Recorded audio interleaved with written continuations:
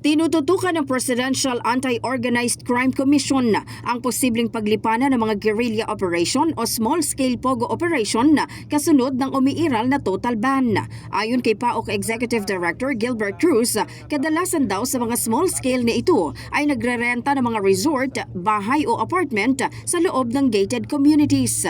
Kaugnay nito, meron nang namonitor ang PAOK na nasa 100 mga maliliit na operasyon ng pogo. Karamihan nung minomonitor namin Metro Manila. But meron din sa Northern Luzon, meron din sa Visayas. May mga reports na rin kaming natatanggap doon sa Northern Luzon. Sa kabila nito, kumpiyansa si Cruz na hindi na mauulit ang malawakang operasyon ng iligal na pogo sa bansa. Maliban kasi sa monitoring na ginagawa ng kanilang komisyon, mahigpit din ang direktiba ni Pangulong Ferdinand Marcos Jr. sa Department of Interior and Local Government na paggalawin ang mga local government units sa kanilang lugar upang agad masawata ang mga nagbabalak magtayo ng small-scale pogo.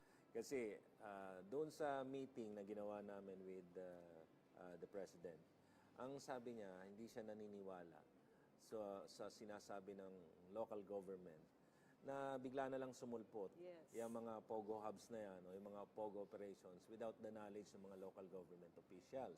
Especially nun sa barangay, kasi nga, ultimo yung maliit na sari-sari store. Nakikita ng barangay yan pag tumatayo. Sabi niya, ito pa, sabi niya, ang pogo kasi hindi naman tatayo yan dahil they need yung networks, they need online internet connection, they need computers, kailangan nila ng tao, kailangan nila ng foreign nationals para mag-guide sa kanila o magtimon sa kanila. Sa ngayon, nasa mahigit kumulang 27,000 na iba't ibang foreign pogo workers ang naipadeport na ng pamahalaan. In the heart of changing lives, ito si Brigada Maricar Saragan ng 105.1 Brigada News sa Manila, The Music and News Authority.